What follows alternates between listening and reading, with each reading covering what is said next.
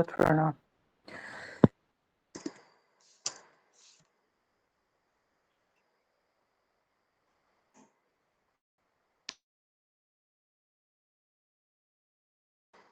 आपकी आवाज मुझे नहीं आ रही है, किसी को नहीं आ रही।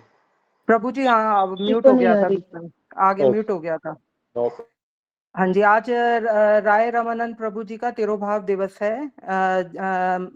आज के दिन राय रामानंद जी गौर लीला को पूर्ण करके गोलोक धाम में प्रविष्ट हुए थे, जैसे कि अभी आपने बताया कि हमें ये भी अभी अभी आपने बताया कि राय रामानंद कृष्ण लीला में विशाखा सखी हैं, और ये इनमें पांडु पुत्र अर्जुन और अर्जुनीय सखी का ये इनमें प्रविष्ट है। और जैसे मैंने आज सुना तो उसमें बताया गया कि जो गौड़देश दीपिका है उसमें राय रामानंद को ललिता सखी भी बताया गया है, किंतु हम श्री भक्ति ठाकुर भक्ति विनोद जी ने राय रामानंद प्रभु को विशाखा सखी के रूप में दर्शन दिए हैं, तो इसलिए हम जो गौड़ीय वैष्णव हैं वो राय रामानंद जी को विशाखा सखी के रूप में ही मानते हैं।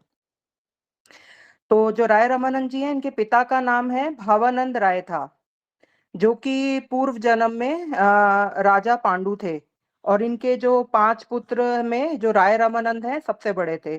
तो जो 4 पुत्र हैं अन्य, उनमें उनका नाम है गोपीनाथ पटनायक, कलानिधि, सुधा निधि और वाणी नायक पटनायक। तो ये उनके 4 पुत्रों के नाम, उनके 4 भाइयों के नाम है। तो महाप्रभु ने भी स्वयं ये उसमें चैतन्य चरितमृत में से वर्णन मिलता है कि जो उन्होंने बोला है कि भावानंद राय कि तुम पांडु हो और तुम्हारी पत्नी कुंती देवी है, और तुम्हारे जो ये 5 पुत्र ये पांडु हैं। तो ये जो अलखनाथ में ब्रह्मगिरी पर्वत से थोड़ी दूर पे जो पेंटापुर में इनका निवास स्थान था, और ये शूद्र जाति के थे, परंतु फिर भी ये वैष्णव परमहंस थे। तो हमें पता है कि चैतन्य महाप्रभु के 3.5 अंतरंग भक्तों में ये राय रामानंद भी एक है। 3.5 अंतरंग भक्त में स्वरूप दामोदर जी और राय रामानंद जी एक हैं, श्री की हिमती जिनका नाम मैंने पहली बार सुना, आज ही सुना, और उनकी बहन माधवी, ये 3.5 ये चैतन्य महाप्रभु के अंतरंग भक्त हैं। तो ये जो राय रामानंद जी हैं, ये विद्यानगर के जो राजा हैं, ये प्रताप रुद्र नाम के राजा के अधीन एक प्रधान कर्मचारी, एक उच्च पोस्ट पे ये कार्यरत थे। तो महाप्रभु ने जब संन्यास ग्रहण करके जब ये क्या कहते हैं शांतिपुर से नीलांचल गए, तब जो नीलांचल में डोल यात्रा होती है, तब उन्होंने सार्वभौम भट्टाचार्य की वहां पे उदार लीला महाप्रभु ने की। तो सार्वभौम भट्टाचार्य जी कौन है? सार्वभौम भट्टाचार्य जी बृहस्पति के अवतार हैं। तो महाप्रभु जब नीलांचल गए तो वहां पर हमें पता है कि वहां महाप्रभु ने जगन्नाथ उनको देखकर उनको अष्ट सात्विक विकार हुए। तो सार्वभौम भट्टाचार्य जी उनको ये देख के, जब उन्होंने ये देखा तो उन्हें समझ आया कि ये तो कोई साधारण मनुष्य नहीं है। तो महाप्रभु ने तो वे महाप्रभु को अपने साथ उनके अपने घर ले गए। तो उन्होंने वहां पर उनसे जब बात की, उन्हें पता चला कि जो नीलांबर चक्रवर्ती हैं, जो कि महाप्रभु के नाना हैं, वो उन्हीं के गांव के हैं। तो उनमें थोड़ा वात्सल्य भाव उत्पन्न हुआ, तो उन्होंने उनसे और आगे पूछा, तो उन्हें पता चला कि इन्होंने 24 वर्ष की आयु में संन्यास ले लिया है। तो अब उनको ये लगा कि अब ये इतना 24 वर्ष की आयु का ये जो है, तो ये अपने संन्यास की रक्षा कैसे करेगा। तो उन्होंने सोचा कि मैं इनको वेदांत की शिक्षा दूंगा। तो उन्होंने उनको वेदांत की शिक्षा देने का निर्णय किया। तो सार्वभौम भट्टाचार्य जी उनको 7 दिन तक वेदांत सुनाते रहे। तो फिर उन्होंने पूछा कि भाई अब 7 दिन से तो सुन रहे हैं, इनको कुछ समझ आ भी रहा है कि नहीं। तो उन्होंने उनसे पूछा, तो महाप्रभु ने उत्तर दिया कि जो वेदांत है वो सूर्य के समान है, और जो आप जो व्याख्या कर रहे हो वो बादलों के समान है। तो हमें पता है कि पहले सार्वभौम भट्टाचार्य जी एक मायावादी थे। तो वहां पे जो सारे वो एक जगन्नाथ मंदिर के पांडा भी थे। तो वहां पर जो उपस्थित लोग थे वो ये देख के थे, भाई इन्होंने तो इनको महाप्रभु ने ये जो है इन्होंने तो ये जो है सार्वभौम भट्टाचार्य इनको तो चैलेंज कर दिया कि भाई आपने इनकी व्याख्याओं को बादल कैसे बोल दिया। तब फिर महाप्रभु ने उनको वेदांत का जो वास्तविक जो तात्पर्य उनको सुनाया, और फिर उनको बाद में फिर अपना षड्भुज विश्व रूप भी दिखाया। तो अब उनको विश्वास हो गया कि ये जो महाप्रभु है ये साधारण नहीं है, स्वयं कृष्ण है। तो उसके बाद महाप्रभु दक्षिण की यात्रा पर जा रहे थे, क्योंकि महाप्रभु को उन्होंने जो सार्वभौम भट्टाचार्य जी हैं, उन्होंने महाप्रभु को 4 कॉफिन संन्यास वस्त्र होते हैं वो प्रदान किए, और उनसे अनुरोध किया कि ना आप ना वहां पर गोदावरी के तट पर राय रामानंद जी से जरूर मिलना। उन्होंने उनको बताया कि जो राय रामानंद हैं वो जो है विद्यानगर में एक उच्च अधिकारी के पद पर हैं। तो उन्होंने उनसे आग्रह किया कि महाप्रभु प्रभु आप ना उन्हें शूद्र और विषयी मत समझकर उनकी अवहेलना मत करना, कि आप यद्यपि हमें पता है कि महाप्रभु तो सब जानते हैं, उन्हें तो ये सब पता है, सब जगत के जीवों का उद्धार करने के लिए ही या ये उन्होंने ये रूप धरा था, ये तो उनका गौण कारण है। और मुख्य कारण हमें पता है कि वो राधा रानी की जो प्रेम की महिमा है उसका आस्वादन करने के लिए आए थे, कि वो ये जानना चाहते थे कि उनकी मधुरिमा कैसी है, कि जिनका राधा रानी आस्वादन करती हैं, तो ऐसा उनमें क्या है, ऐसी क्या माधुरिमा है कि जिनका आस्वादन से राधा रानी को सुख प्राप्त होता है। तो वो भी ये सुख प्राप्त करना चाहते थे, तो इसलिए उनको ये आना, इसके लिए उन्हें संन्यास ग्रहण करना पड़ा। तो राधा रानी को ये पता था कि ये अपना चैतन्य रूप में आस्वादन करने के लिए इनको इस धरती पे आना पड़ेगा। तो इसलिए उन्होंने अपनी जो सखियां हैं ललिता और विशाखा को भी उनको कहा इनको भी साथ लेके जाना पड़ेगा आपको। तो उन्होंने जो स्वरूप दामोदर जी हैं, जो कि हमें पता है ललिता सखी हैं, और जो राय रामानंद हैं जो कि विशाखा सखी हैं, उनको भी उनके साथ धराधाम पर भेजा। तो महाप्रभु ने, हमें पता है कि 24 वर्ष गृहस्थ जीवन में बिताए।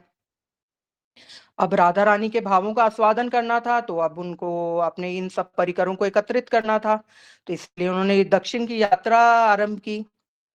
तो हमें ये पता लगता है कि सार्वभौम भट्टाचार्य तो एक माध्यम मात्र है, तो भगवान को आस्वादन करना था, इसलिए सार्वभौम भट्टाचार्य जी से उनकी भेंट हुई। और फिर उसके बाद सार्वभौम भट्टाचार्य जी के कारण उन्होंने बताया कि आप राय रामानंद से मिलो, तो उन्होंने उनसे कहा कि जो राय रामानंद है उनके अतिरिक्त महाप्रभु का संग करने के लिए कोई भी योग्य नहीं है इस धरती पर।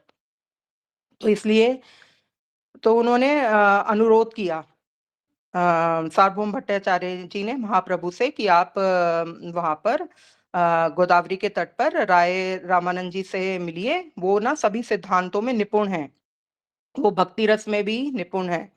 आप जब उनसे बात करोगे, वार्ता करोगे, तो आप स्वयं ही ये समझ जाओगे कि आप कि वो कितने निपुण है। तो महाप्रभु, यहाँ से पता चलता है कि महाप्रभु को तो सब पता है, पर वो अपनी भक्त की महिमा का गुणगान करने के लिए और कि उनको अप्रिशिएट करने के लिए, तो उन्होंने उनकी वो सुनकर आनंद का अनुभव कर रहे थे, कि वो जैसे जैसे बता रहे थे तो वो उसी का ही पालन कर रहे थे। तो ऐसे फिर महाप्रभु दक्षिण की यात्रा पर वहां गए, और उन्होंने महाप्रभु ने उनके कहने के अनुसार वहां गए और गोदावरी के तट पर स्नान करके महाप्रभु ने, जैसे उनकी इच्छा हुई कि अब मुझे राय रामानंद जी से मिलना चाहिए, जैसे कि सार्वभौम भट्टाचार्य जी ने बोला है, तो वहां पर उनकी वो प्रतीक्षा करने लगे। तो थोड़ी देर बाद, कुछ समय बाद, तो राय रामानंद जी पालकी में बैठकर गाजे बाजे के साथ कुछ ब्राह्मणों के साथ वहां पर आए। तो उन्होंने महाप्रभु के दर्शन किए, महाप्रभु ने भी उनको देखा, तो उन्होंने वहीं पालकी से झुककर महाप्रभु को प्रणाम किया। महाप्रभु ने तो उन्हें पहचान लिया, किंतु अभी राय रामानंद ने उन्हें पहचाना नहीं था, क्योंकि अभी भगवान की इच्छा नहीं थी कि वो अपने आप को वो नहीं कर रहे थे। तो उन्होंने, उनके पूछने पर महाप्रभु ने उनसे पूछा कि आप कौन हैं। तो राय रामानंद ने कहा कि मैं तो शूद्र कुल का हूँ, और एक जो विषयी राजा है उसके यहाँ पर काम करता हूँ। उन्होंने इतने वो नहीं थे कि मुझसे ज्यादा नीच कोई हो ही नहीं सकता। तो महाप्रभु ने उनकी दीनता देखी कि कैसे ये उदार हृदय का है, तो उन्होंने उसको ये सुनकर उनको आलिंगन कर लिया। तो ये उनका आलिंगन करने से जैसे भक्त और भगवान के बीच में स्वाभाविक जो प्रेम का होता है वो संचार हुआ। तो इसके कारण जब दोनों ने एक दूसरे को आलिंगन किया तो दोनों के शरीर में सात्विक प्रेम के विकार उत्पन्न होने लगे। तो यहाँ पर वो जो उपस्थित जो ब्राह्मण थे वो भी ये देखकर चकित हो गए कि भाई ये तो एक सन्यासी दिखता है, इसमें एक मतलब उसके मुखमंडल पे इतना तेज है, ये कोई असाधारण तो लग नहीं रहा, और इसने ये ऐसे शूद्र को गले क्यों लगा लिया। तो वो सब देख के अचंभित थे। तो उन्हें वो था कि ये जो इससे पहले कि राय रामानंद थे, राजा के अधिकारी तो थे, वो बड़े धीर गंभीर थे, पर जैसे ही उन्होंने महाप्रभु को आलिंगन किया तो उनके अश्रु की धारा, अष्ट सात्विक विकार होने लगे उनपे। तो उनके मुख पर उनकी आंखों से अश्रु की धारा बह रही थी। तो ये उनके जो वहाँ जो ब्राह्मण थे वो समझ नहीं पा रहे थे। वो इसलिए समझ नहीं पा रहे थे क्योंकि वो विजातीय थे, क्योंकि वो ये महाप्रभु और ये लीला को समझ नहीं पाएंगे। तो जब उन्होंने ये देखा कि फिर दोनों ने अपने-अपने भावों का संवरण कर लिया कि ये लोग यहाँ पर खड़े हैं, तब वो फिर महाप्रभु ने फिर उन्होंने बोला कि मेरे को ऐसे करके जगन्नाथ मंदिर के जो राज पंडित हैं, जो सार्वभौम भट्टाचार्य हैं, उन्होंने आपको अपने पास आपके पास मुझे भेजा है कि उनका बताया कि उन्होंने क्या अनुरोध किया था। तो राय रामानंद जी जहाँ समझ गए उन्होंने उनसे कहा कि आपकी ना उन पर बड़ी कृपा है कि उनके सार्वभौम भट्टाचार्य जी के कहने पर आपने ये जो मुझ जैसे शूद्र को गले लगा लिया। तो इस तरह से हम देखते हैं कि वो किस तरह से सार्वभौम भट्टाचार्य की महिमा का गुणगान कर रहे हैं इसमें। तो राय रामानंद भी समझ गए, तो वो महाप्रभु से बोले, उनको पता लग गया कि ये नारायण है, कि आप तो साक्षात नारायण हैं, मैं तो एक शूद्र हूँ, मैं एक तो विषयी हूँ, विषयी राजा के यहाँ काम करता हूँ। तो आपने तो मुझे स्पर्श कर लिया, कि आपको ये इससे घृणा नहीं आई कि आपने मुझे स्पर्श किया। आप तो इतने सन्यासी हैं, आप तो वेदों के ज्ञाता हैं, तो आपको वेदों का भी भय नहीं है कि आपने मुझ जैसे उसको मेरे को आपने आलिंगन किया। तो यहाँ पर ये एक और भी इससे पता चलता है कि यहाँ पर एक ना अद्भुत घटना भी हुई। वहाँ जो उपस्थित ब्राह्मण थे वो वैसे तो बड़े वो थे, वेद मंत्र के ज्ञाता थे, तो वो भगवान का नाम जपते रहते थे। पर वो ना वेद मंत्र तो जपते थे पर कृष्ण नाम का जप नहीं करते थे। तो जैसे ही उन्होंने महाप्रभु का वहाँ दर्शन पाया, तो वो सब कृष्ण नाम का भी जप करने लगे। तो इसलिए वहाँ के जो वहाँ उपस्थित ब्राह्मण थे, तो उनके राय रामानंद की महिमा बढ़ाने के लिए भी भगवान कुछ ना कुछ इस तरह से करते हैं कि उन्होंने उनसे कहा कि महाप्रभु बोले कि मैं तो खुद मायावादी सन्यासी हूँ, कि तुम्हारे जब मैंने तुम्हें आलिंगन किया, तुम्हारे स्पर्श मात्र से ही कि मुझ में भी ना कृष्ण प्रेम आविष्ट हो गया। तो इस तरह से हम देखते हैं कि भगवान भक्त की महिमा का कैसे गुणगान करने के लिए ये सब लीलाएँ करते रहते हैं। तो फिर आगे महाप्रभु ने फिर राय रमानंद जी से जो जिस लिए आए थे वो कि कृष्ण कथा सुनने की इच्छा व्यक्त की, कि उन्होंने राय रमानंद जी से कहा। तो राय रमानंद जी ने देखा कि यहाँ पर उन्होंने देखा कि यहाँ पर तो आस-पास सारे विजातीय लोग हैं, ये सारे ब्राह्मण हैं, उनके सामने तो वो नहीं सुना सकते। तो उन्होंने उनसे कहा कि आप कुछ समय यहाँ पे रुकिए, फिर जब संध्या की समाप्ति होगी, जब हम एकांत में फिर आपसे मिलेंगे। तो हम देखते हैं कि कृष्ण लीला में जैसे अर्जुन उद्धव को श्री कृष्ण से प्रश्न करते हैं, वैसे ही गौर लीला में महाप्रभु राय रमानंद से प्रश्न करते हैं। तो हमें पता है कि हाँ, महाप्रभु राय रमानंद से बहुत से प्रश्न पूछते हैं, जो कि आपने भी हमें बताया राय रमानंद संवाद में, कि मनुष्य का एकमात्र लक्ष्य क्या है, कि कैसे कर्म, मुक्ति, ज्ञान शून्य भक्ति, फिर प्रेमा भक्ति की महिमा का वर्णन जो कि राय रमानंद संवाद में किया गया है। प्रभु जी, इसके साथ ही मैं अपनी वाणी को विराम देती हूँ। हरे कृष्णा। क्योंकि आगे राय रामानंद संवाद और भी दीदियाँ कुछ बताएंगी। हरे बहुत कृष्णा। बहुत सुंदर, बहुत धन्यवाद। आपने राय रामानंद प्रभु जी के चरणों में बड़ा सुंदर उनका जीवन चरित्र प्रारंभिक गान किया। और कोई भक्तगण कुछ बोलना चाहते हैं? हरे कृष्णा प्रभु जी, दंडवत प्रणाम। हरे कृष्णा पुष्पा दीदी, वैसे ओवर तो टू दीदी यू। ने सब कुछ कवर कर दिया, मैं बस एक पॉइंट ऐड करना चाहूंगी कि रामानंद प्रभु के बारे में कहा जाता है कि वो चैतन्य महाप्रभु को भागवतम से वो छंद सुनाया करते थे जहाँ पे गोपियों का विरह श्री कृष्ण के प्रति था। तो ये सुन के चैतन्य महाप्रभु हमेशा भाव विभोर हो जाते थे। हरे कृष्ण, दंडवत। एनीवन और कोई भक्त कुछ पुष्पांजलि करना चाहते हैं राय रामानंद प्रभु जी के चरणों में?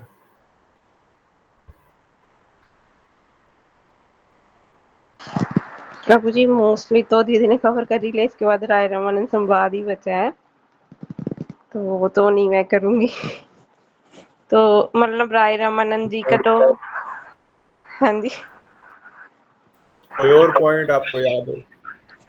तो राय रामानंद जैसे पुष्पा दीदी ने कहा, महाप्रभु जी अपने जो जीवन के लास्ट समय था, मतलब जब वो थे अंतलीला कर रहे थे, जो जिस टाइम वो किसी से नहीं मिलना चाहते थे, इवन व्रत यात्रा वगैरह में जाना बंद कर दिया था, उस समय स्वरूप दामोदर और राय रामानंद के साथ ही वो रहे। वहां से उन्होंने कृष्ण लीला, गोपियों के भावों के बारे में सब कुछ उनसे वही श्रवण करते थे, क्योंकि महाप्रभु का उस टाइम राधा रानी का भाव था, और राधा रानी जब विरह में होती थी कोई भी उनको संभाल ही नहीं पाता था, उनको संभाल कौन पाता था? ललिता सखी, विशाखा सखी। तो राय रामानंद विशाखा सखी है, तो वही उन्होंने ही चैतन्य महाप्रभु को जब वो अंत्य लीला कर रहे थे लास्ट 6 ईयर, उनका ही ध्यान रखा। और राय रामानंद का एक प्रसंग प्रद्युमन मिश्रा का भी है, मैं थोड़ा सा वही कह देती हूँ। जैसे एक बार प्रद्युमन मिश्रा जी आए चैतन्य महाप्रभु जी के पास, उन्होंने चैतन्य महाप्रभु जी को कहा कि मुझे कृष्ण लीला के बारे में आप कुछ बताइए, मैं कृष्ण लीला कथा सुनना चाहता हूँ, कृपया आप मुझे वो बताइए। तो चैतन्य महाप्रभु जी ने कहा कि मैं कृष्ण कथा के, आप एक तो आप बहुत धन्य हैं कि कृष्ण कथा सुनने की जिज्ञासा बहुत कम लोगों में होती है, और आप बहुत धन्य हैं क्योंकि आपने कृष्ण कथा सुनने की जिज्ञासा करी, बट मैं कुछ कृष्ण तत्व के बारे में जानता नहीं हूँ, तो आप राय रामानंद जी के पास जाइए, वही आपको कृष्ण कथा बताएंगे। तो प्रद्युमन मिश्रा जी राय रामानंद जी के पास चले गए, तो वहां पर उन्होंने उनके घर में गए, तो उनके सेवक ने कहा कि राय रामानंद जी अभी कुछ काम कार्य कर रहे हैं, आप थोड़ा सा मतलब प्रतीक्षा कीजिए जब तक वो आते हैं। तो राय रामानंद जी उस टाइम क्या कर रहे थे? उस टाइम जो जगन्नाथ जी की जो देवदासी है, वहां पर 2 देवदासियां थी, उनको उनका एक नाटक है जगन्नाथ वल्लभ उद्यान, उसके कोडिंग कि देवदासियां क्या करती थी, जगन्नाथ जी की प्रसन्नता के लिए नृत्य, उनको नृत्य वगैरह सिखा रहे थे जगन्नाथ जी की प्रसन्नता के लिए, उनको बता रहे थे कि कैसे गोपियां, कैसे मंजरियां, कैसे राधा रानी की सेवा करती है, उन भावों के अकॉर्डिंग उनको नृत्य की शिक्षा देख रहे थे, कैसे उनका भाव होना चाहिए, कैसे किसी मतलब लीला के टाइम कैसे उनके भाव, कैसे उनको राधा रानी को संभालना है, कैसे कैसे मतलब जब राधा रानी कृष्ण जी के साथ मिलने जाती है, अपनी लीलाएं करती है, उनके साथ कैसा व्यवहार करना चाहिए, ऐसे नृत्य की शिक्षा दे रहे थे। और साथ में रामानंद राय उस टाइम चलो पुरुष के रूप में थे, पर वो स्वयं ही उन देवदासी का श्रृंगार वगैरह कर रहे थे, क्योंकि उनमें पुरुष अभिमान नहीं था, वो उस टाइम गोपी स्वरूप में उनकी, क्योंकि राधा रानी की वो सेवा करनी चाहती थी, उसके अकॉर्डिंग ही वो उनका श्रृंगार वगैरह कर रहे थे, उनका तेल मर्दन कर रहे थे, उनका स्नान करा रहे थे। तो जब राय रामानंद जी इतने काफी टाइम वो प्रद्युमन मिश्रा वेट कर रहे थे, इतने टाइम नहीं आए, तो वो सोच में पड़ गए क्या कर रहे हैं, तो फिर वो देखने गए, तो उन्होंने देखा मतलब कि राय रामानंद कैसे श्रृंगार कर रहे हैं देवदासियों का, कैसे उनको नृत्य वगैरह दिखा रहे हैं, तो वो देखकर मतलब आश्चर्यचकित रह गए। तो जब राय रामानंद जी ने इनको देवदासियों को नृत्य मतलब सिखाया, उनका फिर नृत्य देखा, उनको प्रसाद पवाकर भेजा, तो फिर उनके सेवक ने कहा कि प्रद्युमन मिश्रा आपसे मिलने आए हैं। तब राय रामानंद जी ने प्रद्युमन मिश्रा को आकर मिले और उनसे माफी मांगी और कहा कि मैं आपको देखकर धन्य हो गया हूँ, क्योंकि कृष्ण भक्त मतलब भक्तों के दर्शन करना बहुत दुर्लभ है।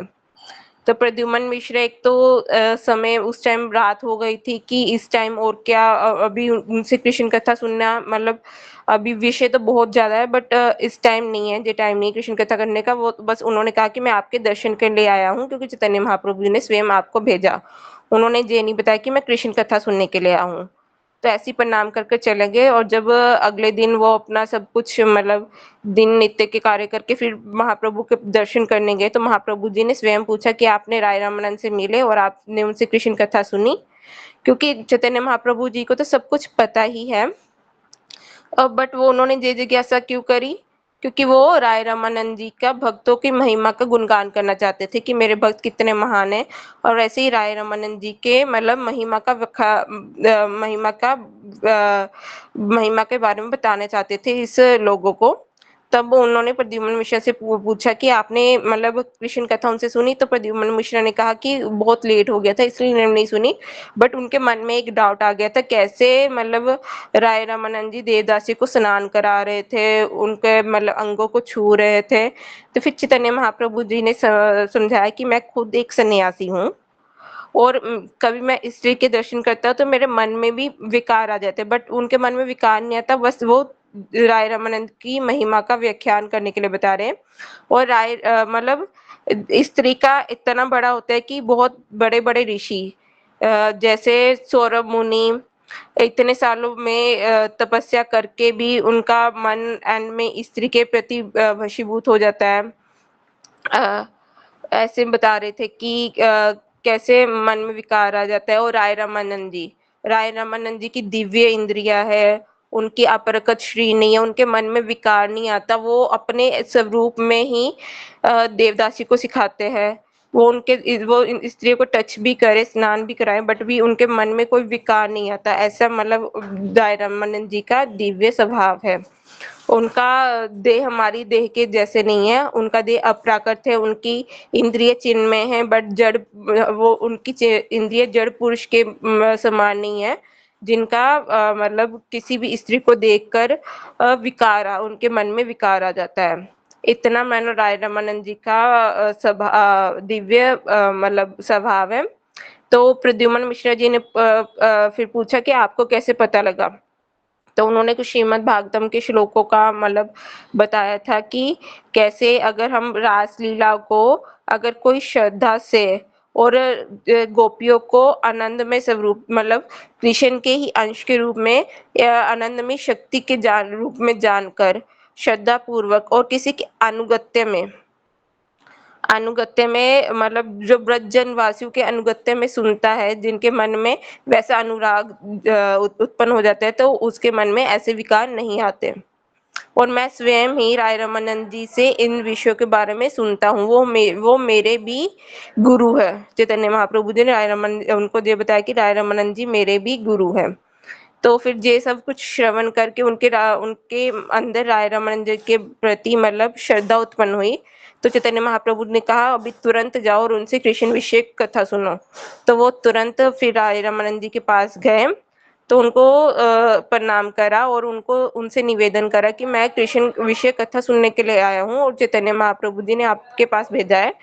तो राय रमन जी ये बात सुनकर बहुत प्रसन्न हुए और उन्होंने कहा कि मैं तो शूद्र जाति का हूँ, क्योंकि जो मैं एक तो शूद्र जाति का हूँ और एक तो गृहस्थ हूँ, और जो प्रद्युमन मिश्रा है वो ब्राह्मण जाति के थे।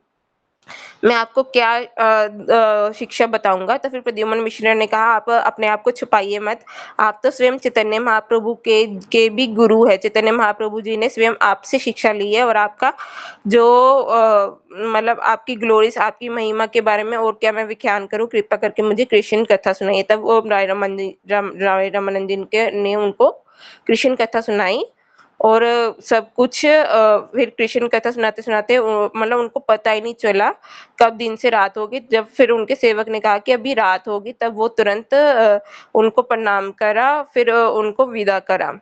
तो तो चैतन्य महाप्रभु जी इस लीला के माध्यम से भक्तों की महिमा ही बताना चाहते हैं कि राय रामानंद जी की क्या महिमा है। जैसे उन्होंने हरिदास ठाकुर जी से स्वयं नाम की महिमा का प्रचार कराया, सनातन गोस्वामी से, रूप गोस्वामी से भक्ति के महिमा का गुणगान कराया। इसलिए राय रामानंद जी से भी उनको चैतन्य महाप्रभु भी खुश होते हैं कि अगर वो भक्तों की अगर हम महिमा का गुणगान करें।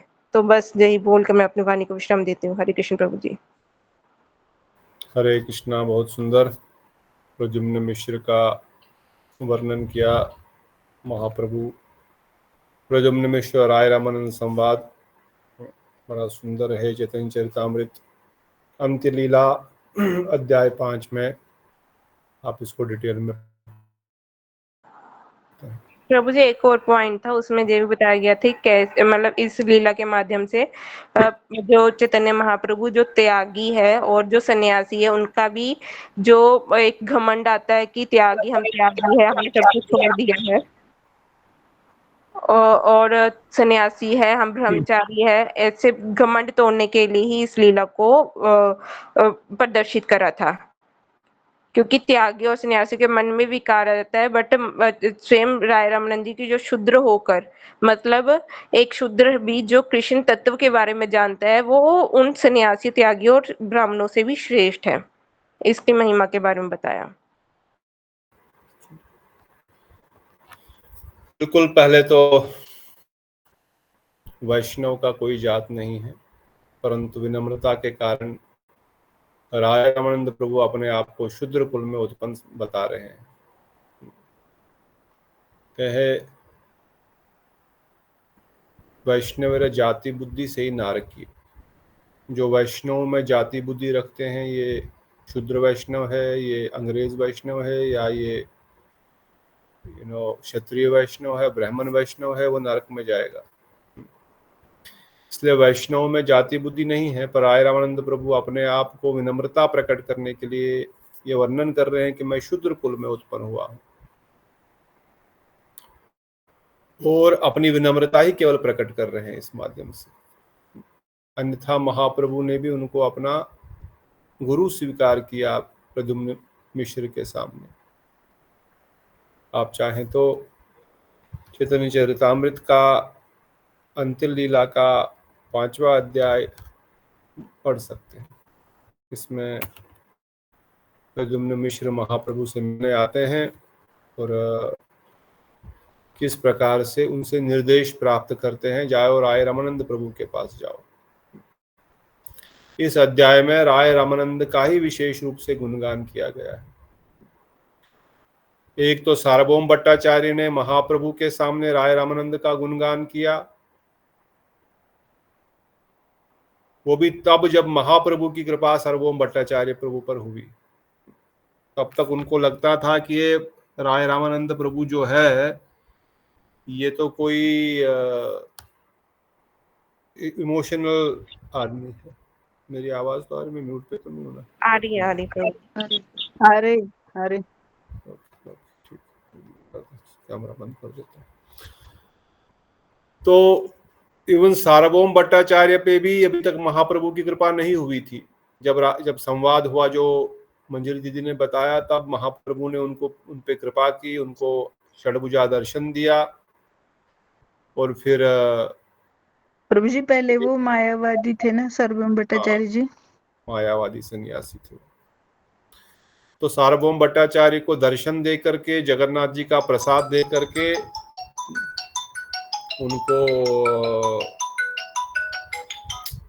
उनको उन्होंने कृपा वितरण किया।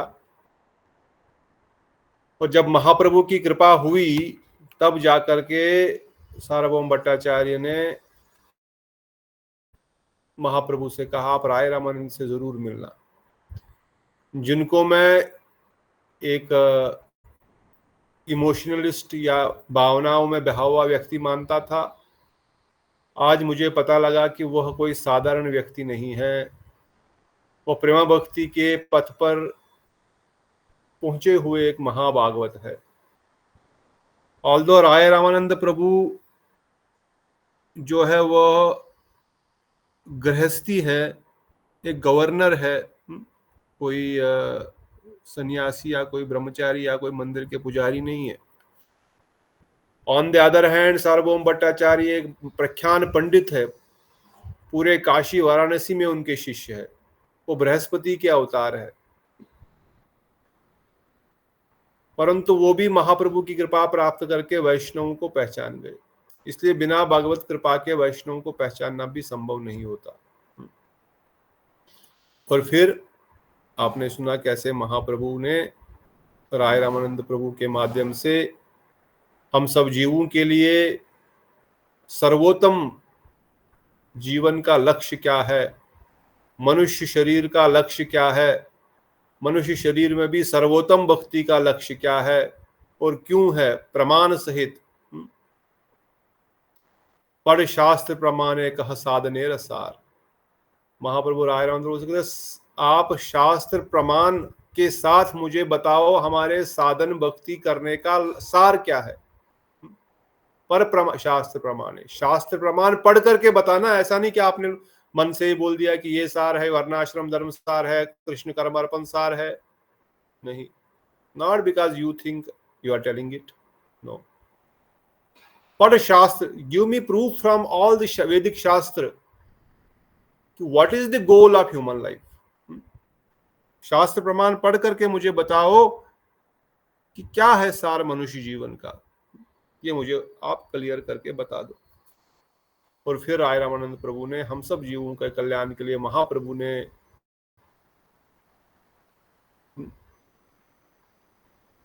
इस चीज को प्रकाशित करवाया और राय रामानंद की महिमा को प्रकाशित कराया इसके साथ। जिस प्रकार भागवतम के पंच प्राण है, चैतन्य चरितामृत के पंच प्राणों में राय रामानंद संवाद सर्वोत्तम है। This is like the heart of Chaitanya Charitamrita. जो ये राय रामानंद संवाद को नहीं जानता, नहीं समझता, भक्ति का लक्ष्य ही उसको पता नहीं है, तो फिर भक्ति करेगा कैसे। जो राय रामानंद संवाद पर शास्त्र प्रमाणे साधने रसार, साधन का सार क्या है, साधन का गोल क्या है, साधन किस लिए कर रहे हैं, साधन भक्ति क्यों करनी है, अगर कोई ये जानेगा ही नहीं तो साधन भक्ति करने का क्या फायदा।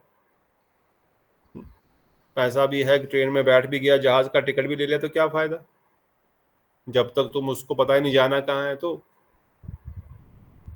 इसलिए साधन का सार पहले पता होना चाहिए। इसलिए गुरुदेव हमेशा वर्णन करते हैं, first set your goal, first set your goal, then you can start walking towards your goal. पागलों की तरह, गधे की तरह, भेड़ चाल की तरह दौड़ो मत। सारे भेड़ वहां पर जा रहे हैं, मैं भी उनके पीछे पीछे चल रहा हूँ, अरे वो लाखों लोग वहां पर जा रहे हैं, मैं भी चल रहा हूँ, अरे हजारों लोग वहां पर, मैं भी चल रहा हूँ, वहां पर बहुत ऐश्वर्य है, वैभव है, सब लोग भाग रहे हैं। हाँ, दैट इज नॉट द भेड़ चाल। तो राय रामानंद प्रभु की कृपा से महाप्रभु ने इसको प्रकाशित किया और राय रामानंद का बड़ा गुणगान इससे हुआ। और प्रद्युम्न मिश्र के इस जीवन चरित्र से, जो अभी शिवानी दीदी ने बताया, किस प्रकार महाप्रभु कहते हैं मैं कृष्ण कथा नहीं जानता, मैं कृष्ण कथा नहीं कर सकता, परंतु राय रामानंद प्रभु कर सकते हैं, उधर जाओ। परंतु राय रामानंद प्रभु एक पुरुष हो शरीर धारण होते हुए एक 12, 13, 15, 16 साल की लड़कियों को स्नान कराते हैं, उनका श्रृंगार करते हैं,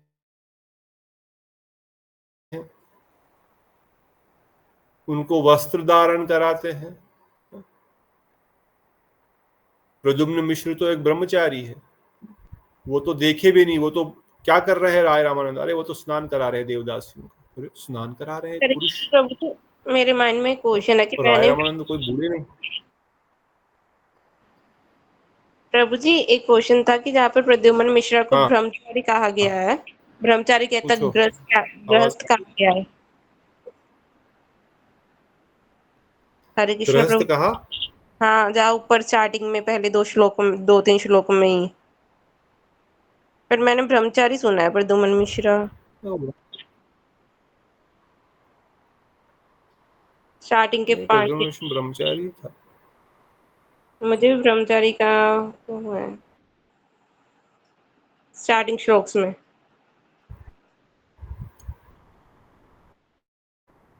अच्छा, मैं एक घर में पड़ा हुआ, जो घर में पड़ा हुआ एक नीच हूँ, but he was not married, he was a brahmachari if I am reading correctly somewhere, ठीक है, whether ब्रह्मचारी और गृहस्थी। परंतु ब्रह्मचारी सुनना राय है। रामानंद जो सेवा कर रहे हैं, मैंने भी सुना था कहीं पर, मे भी आगे कहीं होगा, इसलिए दिमाग में है वो पॉइंट। तो कोई नहीं, whether he was a brahmachari or whether he was a sannyasi, more important point is, जब उनके मन में डाउट आया तो महाप्रभु किस चीज को स्थापित कर रहे हैं राय रामानंद जी के बारे में। कहते हैं उनका मन लकड़ी या पत्थर की तरह स्थिर है। राय रामानंद प्रभु का मन पत्थर की तरह स्थिर है। सचमुच यह आश्चर्यजनक है, जब कोई ऐसी छोटी लड़कियों को छूता है तब भी उसका मन कभी नहीं बदलता। कौन बोल रहे हैं? महाप्रभु स्वयं इस बात को बोल रहे हैं प्रद्युम्न जी को, कि राय रामानंद प्रभु, हम तो साधारण दृष्टिकोण से भी ये देख रहे हैं, है तो विशाखा सखी, परंतु इवन इस जगत में मनुष्य शरीर धारण करते हुए भी महाप्रभु खुद अपने शब्दों से ये विचार को प्रकट कर रहे हैं कि राय रामानंद प्रभु एक राय रामानंद एक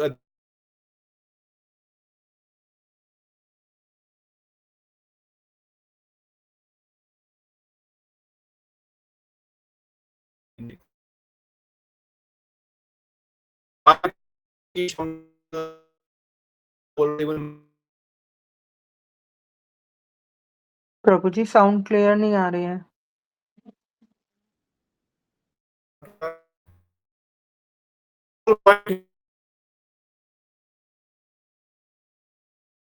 आवाज कट रही है।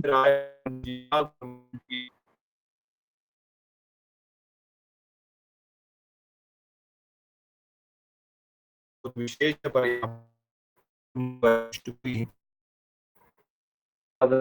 मुझे आवाज कट रही है पूरी।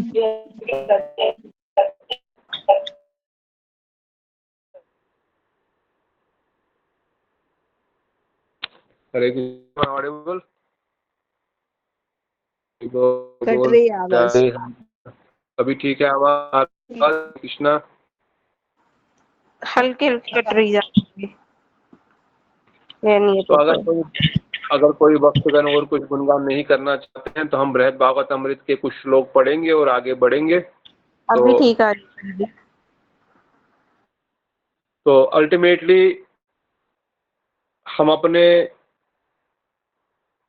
गुरु परंपरा को, अपने आचार्यों को, महाप्रभु के पार्षदों को, उनके वैशिष्ट्य को समझें और उनके चरणों में दृढ़ श्रद्धा के साथ प्रार्थना करेंगे, उनका गुणगान करेंगे, तो उस प्रकार की दृढ़ श्रद्धा हमारे हृदय में भी प्रकाशित हो जाएगी।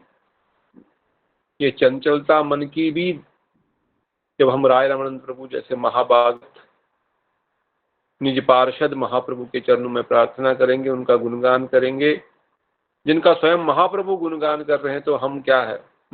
परंतु हम जैसे बद्ध जीव फिर भी हमारे मन में दुविधा हो जाती है, कैसे ऐसा हो सकता है।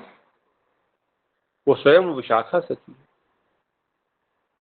तो इस प्रकार से इन कथाओं को सुनने से, श्रवण करने से, एवं चैतन्य चरितामृत के इसी अध्याय में कृष्णदास कविराज गोस्वामी वर्णन करते हैं,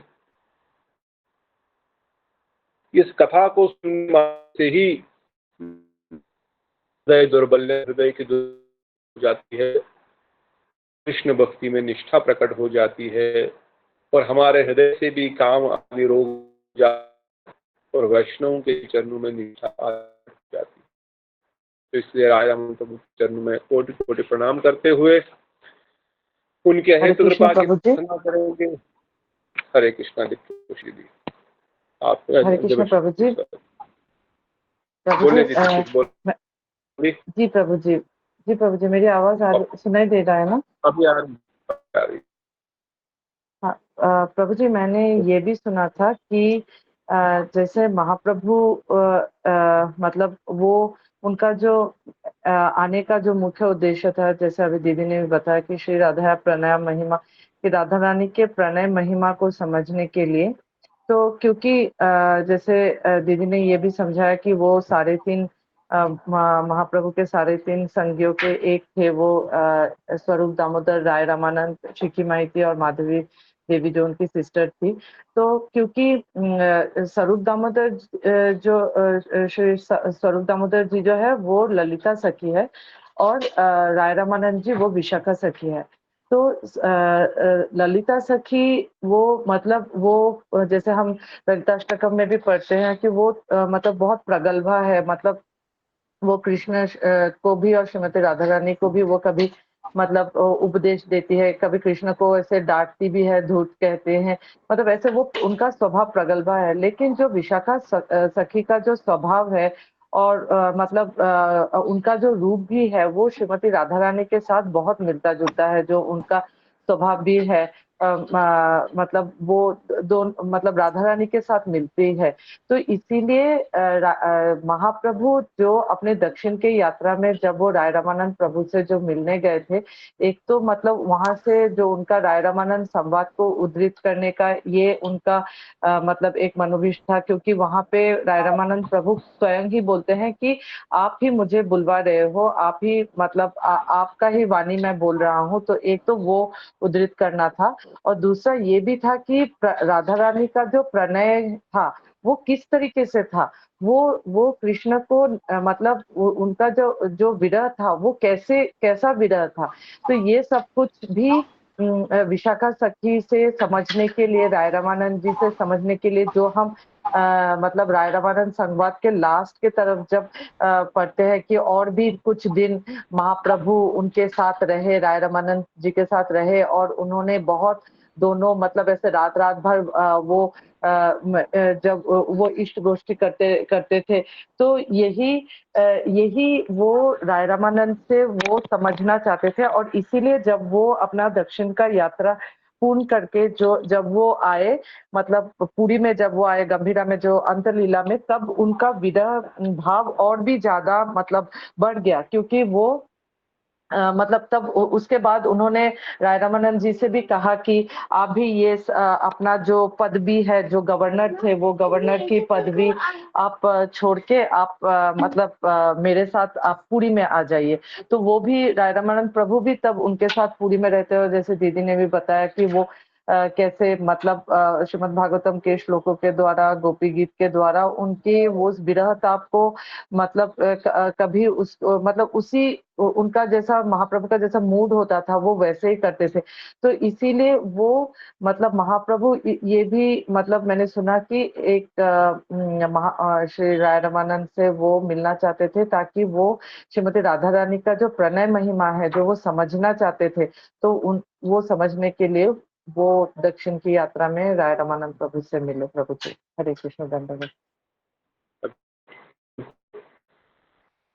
ठीक, क्योंकि हम कई बार ये डिस्कस कर चुके हैं, महाप्रभु स्वयं कृष्ण है, रानी के अंगकांति बाबुओं को तो अंगकांति तो ले बाबुओं को भी संवरण करके आ गए, परंतु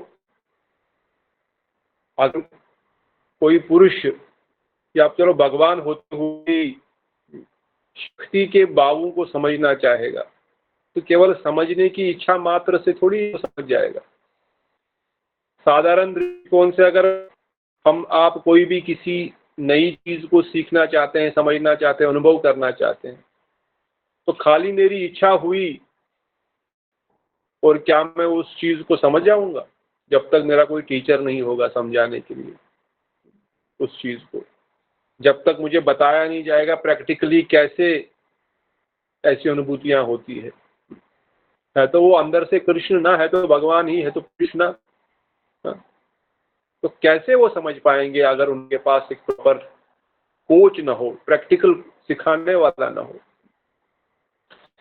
इसीलिए जो दीदी ने पॉइंट बताया कि शाखा सखी पूर्ण रूप से राधा रानी के गुणों में ही डूबी हुई है। अब महाप्रभु राधा रानी नहीं है। अगर महाप्रभु राधा रानी होंगी तो फिर कृष्ण कैसे राधा रानी के भावों को संवरण करेंगे? महाप्रभु में राधा रानी के भाव है, उनके भावों को रसास्वादन करना चाहते हैं, उनके भावों को भी नहीं। वो जो भाव रसास्वादन करती है जब वो कृष्ण को प्राप्त करती है, तो कौन बताएगा? राधा रानी तो नहीं बता सकती, इसलिए वही बता पाएगा जो राधा रानी के समान है। इसलिए अंत्य लीला में जब हम कभी मौका मिलेगा पढ़ने के लिए, सुनने के लिए, थोड़ा कठिन है। कठिन इसलिए है कि उस टॉपिक में प्रवेश कर वहाँ पर पढ़ना संभलना थोड़ा कठिन हो जाता है। इसलिए मैंने कभी एकांत जगह में पढ़ नहीं पाता हूँ, परंतु हो सकता है कोई भगवत कृपा से हृदय दृढ़ता आ जाए, हाँ, और हम उसको पढ़ पाएं और सुन पाएं, समझ पाएं, तो हम अनुभव करेंगे किस किस प्रकार से राय रामानंद जी महाप्रभु को संभालते हैं, शिक्षा प्रदान करते हैं। महाप्रभु के भाव इतने गंभीर है, और ये तभी संभव है जब उनको समझने वाला राधा रानी के जैसे ही उनको प्रीति करने वाला उनके साथ हो। जब महाप्रभु के साथ नित्यानंद प्रभु श्रीवास आंगन में खूब नृत्य करते हैं, तो वही नित्यानंद प्रभु रथ यात्रा के महाप्रभु को छूते तक क्यों नहीं है? कितना विचार है हमारे गौड़ीय वैष्णविज्म में। इन भक्ति के भावों के विचार में प्रवेश करना कितना आनंददायक है, रसदायक भी है और तत्व सिद्धांत दृष्टिकोण भी है। कोई विचार है तो इसके ऊपर थोड़ा ऐसे प्रवेश तो करें तभी जिंदगी में। छोटी छोटी बातें कोई ध्यान भी नहीं दे सकता, कोई संभल भी नहीं सकता जब तक गुरुदेव जैसे महाभागवत इस तत्वों को हमारे सामने प्रस्तुत नहीं करेंगे। तो कौन हमको बता? अरे महाप्रभु को नहीं छू रहे होंगे, क्या पता नाच रहे होंगे, नहीं, क्योंकि महाप्रभु है तो नित्यानंद बलराम जी है, तो क्या बलराम जी राधा रानी को छू सकते हैं? क्या राधा कृष्ण की मधुर लीला के रसास्वादन के बीच में आ सकते हैं? नहीं। तो वहां पर कौन संभालेगा? कौन संभालेंगे? स्वरूप दामोदर। तो इसलिए तो बाहरी दृष्टिकोण है कि राय रामानंद संवाद के द्वारा जीवों का कल्याण, या एवं प्रद्युम्न मिश्र के द्वारा उनका योगदान करके उनके मन और उनके हृदय का गुणगान करना। परंतु आनंद का वैशिष्ट यही है कि महाप्रभु की उन राधा रानी के भावों को रसास्वादन राय रामानंद जी के शिष्यों के द्वारा ही महाप्रभु उसका रसास्वादन कर पाते हैं। और रसास्वादन कर पाते हैं अभी तो उस रस में इतना डूब जाते हैं कि उनको होश भी नहीं रहता है। अब यही राय रामानंद कभी चंडीदास के किसी पद को गा के सुना देते हैं, कभी जयदेव गोस्वामी के पद को सुना देते हैं, कभी श्रीमद् भागवतम से कोई भ्रमर गीत, कोई वेणु गीत, कोई युगल गीत कुछ लोग बता देते हैं महाप्रभु के कान में, तो महाप्रभु एकदम हो जाते हैं। ये अनुभव की विषय है, ये हृदय में इनका रसास्वादन करने का विषय है। इसलिए ये इनका वैशिष्ट्य है। आल्दो इनके अंदर भी भाव की तरंग पूर्ण रूप से, परंतु गुरुवर्ग वर्णन करते हैं क्यों रानी कृष्ण विरह में दीवारों नाखून उसे खरोंच नहीं रही है, महाप्रभु खरोंच रहे हैं। क्यों वो अपने सर नहीं पट आकाश में? महाप्रभु क्या क्या कर रहे हैं? Why and why this is even with even Vishakha Sakhi? तो ये सब विचार का दीप है जिनको देख हम करेंगे, और बड़ी कृपा है गुरुवर्गों की हम इस तत्व विचार में प्रवेश कर रहे हैं। अदरवाइज साधारण दृष्टिकोण से भक्ति करना, कर्म करना, ध्यान करना, ये भी बहुत विरले ही कर रहे हैं, परंतु उन विरलों में से भी इस आत्मा को महाप्रभु रूपी प्रेम समुद्र में डुबकी लगाने का मौका मिल रहा है। ये बड़ा विशेष है। इससे भागवतम भी वर्णन करता, मनुष्यनम दुर्लभ तो है, मैं भागवतम का द्वितीय स्कंद, परंतु उससे भी दुर्लभ है वैकुंठ प्रिय दर्शन। वैकुंठ प्रिय दर्शन, वैकुंठ प्रिय जन का दर्शन और भी दुर्लभ, और उसमें भी हमको जगत में सर्वोत्तम जगत गोलोक वृंदावन धाम, और गोलोक वृंदावन धाम भी डीपेस्ट प्रकोष्ठ, वहां पर प्रवेश करके उन लीलाओं को में प्रवेश करने का जो मौका मिल रहा है, जो हम लोगों को खजाना है हमारे हाथ में, जीवन में बड़ा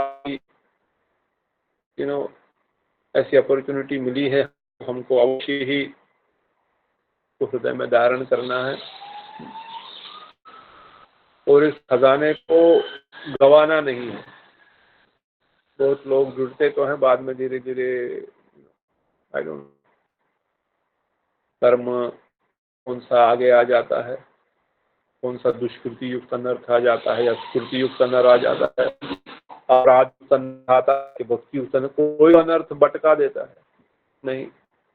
जैसे तैसे महाप्रभु के चरणों को पकड़ करके इस सत्संग रूपी नाव में बैठे रहो। एक दिन इन सब वस्तुओं को डूब करके ऐसे आनंद के सागर में डूब जाएंगे कि और आवश्यकता नहीं पड़ेगी। तो ये बड़ा विशेष पॉइंट है महाप्रभु और नित्यानंद को और राय रामानंद के जीवन चरित्र का।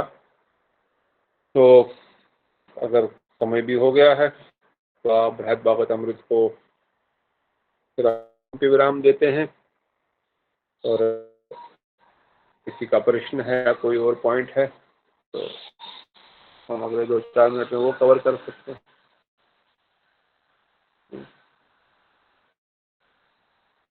कुछ पॉइंट है या कोई और प्रश्न हो? रसों में साथ साथ सिद्धांत की दीवार को पक्व करना बहुत जरूरी है। कल कृष्ण प्रभु ने भेजा था तो हम कथा क्यों नहीं याद रख पाते, ठीक से सुनते नहीं। गौरगोविंद महाराज, गोस्वामी महाराज जी वर्णन करते, वी आर नॉट अटेंटिव, हम सुनते नहीं ठीक से, इसलिए अंदर जाता नहीं, एक कान से जाता दूसरे कान से बाहर आ जाता है। ऐसा नहीं कि हमारे पास बुद्धि नहीं है, हमारे पास बुद्धि है, सब याद रहता है, बाकी संसार की सारी बातें याद, किसने कब कौन से किसको गाली दी थी, किसने सा सोना चांदी विदा पहना, वटवर दिया, वो सब हम याद है। कोई नहीं रहता है, नॉट। हाँ, अब कोई गृहस्थ आश्रम में जॉब में हम लोग फंसे हैं तो हम काम करते कंसंट्रेशन वो समझ तो ठीक है, पॉसिबल, वी कांट से, ठीक है, कम से कम कुछ तो सुन रहा है, 10% 20% तो सुन रहा है। मगर जिनके पास ऑप्शन है वो क्यों नहीं आराम से ध्यान से सुनते हैं?